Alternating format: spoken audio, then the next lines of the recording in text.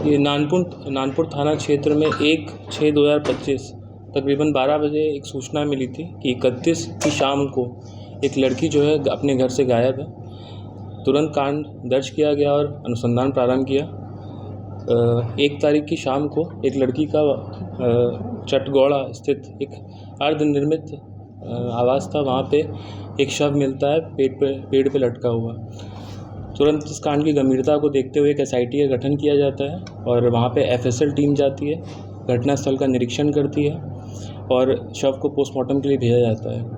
घटनास्थल का जब हम लोग ने ध्यान से निरीक्षण किया तो वहाँ पाया गया कि आम कुछ पड़े हुए थे और जो घास थी वहाँ पे वो दबी हुई थी। दबी हुई घास का जो डायरेक्शन था वो एक बगीचे की ओर जा रहा था। तो उस बगीचे के हम लोग वहाँ का PO का मुआयना किया गया, वहाँ पर भी कुछ आम वगैरह टूटे पड़े मिले। फिर उनके जो मालिक थे उनसे पूछताछ की गई।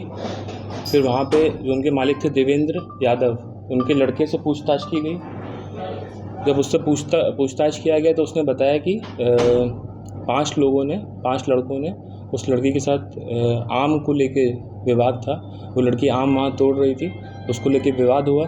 फिर उसके साथ मारपीट की गई, उसके साथ दुष्कर्म किया गया और उसका शव जो है उस बिल्डिंग में जाके उनके द्वारा लटका दिया गया। 5 लोगों की जो है 24 घंटे के अंदर हम लोग ने गिरफ्तारी कर ली है। इसमें जो है सभी साक्ष्य जो है हम लोग संकलित कर लिए हैं। पोस्टमार्टम जो विधिवत होता है उसको करवा लिया गया है और इनका भी जो अभियुक्त है इनका भी हम लोग मेडिकल करवाएंगे और DNA से मैचिंग भी करवाएंगे और इसमें स्पीडी ट्रायल कराते हुए इनको कठोरतम से कठोरतम सज़ा दिलवाएंगे। गैंग रेप भी किया गया है इसमें? जी, जैसे जो स्पष्ट है 5 लोगों द्वारा किया गया है और वो पोस्टमार्टम रिपोर्ट में भी उसको कंफर्म किया है। क्या पकड़े गए लोग माइनर हैं, नाबालिग भी हैं उनमें से? उसकी हम लोग अभी जो हम लोग को तथ्य हैं 18 के करीबन है, उसकी पुष्टि मेडिकल टेस्ट वगैरह से हो जाएगी। क्या इनकी गिरफ्तारी पर साइंटिफिक आधार रखा गया है, टेक्निकल सर्विलांस वगैरह ऐसा कुछ?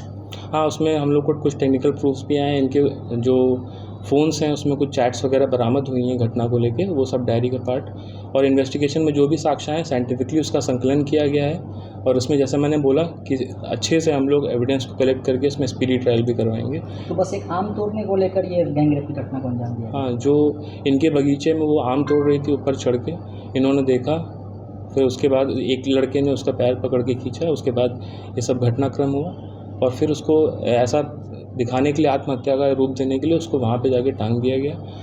फिर जो हम लोग ने जैसे साइंटिफिक इन्वेस्टिगेशन किया, टेक्निकल FSL टीम ने जो घटनास्थल का निरीक्षण किया, उससे पता चला कि जो डायरेक्शन ऑफ घास जो मुड़ी हुई है, बेंड हो गई है, उसको पीछा करते करते उस बगीचे पे पहुँचे और कुछ प्रत्यक्षदर्शियों ने भी वहाँ बताया कि यहाँ पे ये लड़के लोग बैठते थे। तो ये सब साक्षी हैं और साक्ष्य आए हैं, टेक्निकल एविडेंस भी आया है।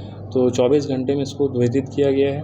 पूरा ब्लाइंड केस था, जो भी टीम थी उसने सराहनीय काम किया है और जो 5 अभियुक्त हैं उसको हम लोग कठोरतम से कठोरतम सजा दिलवाएंगे। हत्या कैसे की गई है सर? गला दबा के, मारपीट के, वो पोस्टमार्टम जो है डिटेल में। तेजाब का इस्तेमाल है क्या सर? नहीं, इसमें तेजाब का चाकू वगैरह सब मिला? नहीं, मारपीट के ही घटना जो की। SP साहब के लिए कितना बड़ा चैलेंज था? रात भर आप घूमते रहे उस इलाके में और 24 घंटे बोले तो 42 घंटे के अंदर उद्भेदन हो गया सर। इसमें जो टेक्निकल टीम थी, SDPO थे, SHO थे, सब ने सराहनीय काम किया है। सभी लोग अलग अलग टीमें बनी हुई थी, सभी लोग एक टेक्निकल उस पर अनुसंधान कर रहा था। एक PO का अच्छे से विश्लेषण किया गया। छापेमारी की टीम थी, 3 टीमें बनाई गई थी, सभी ने अच्छा काम किया और एक समन्वय बैठा के सभी टीमें काम कर रही थी और जल्द से जल्द इस घटना का उद्भेदन किया गया। जघन्य अपराध हुआ है और हम लोग इसमें कठोरतम से कठोरतम सजा दिलवाएंगे। सर, एक जानकारी चाहिए, जो वहाँ पर 3 लड़कियाँ गायब है, एक तो हुआ, 2 लड़की के बारे में कोई जानकारी? वो उनके बारे में भी हम लोग टीम से SIT गठित की गई है, उसमें भी हम लोग लगे हुए हैं और अभी जो प्रथम दृष्टया आ रहा है कि वो शायद किसी के साथ गई हुई हैं, तो उसमें भी हम लोग खोजबीन कर रहे हैं। जल्द से जल्द उसमें भी हम लोग इससे लिंक नहीं है, वो अलग गांव का मैटर है। गाँव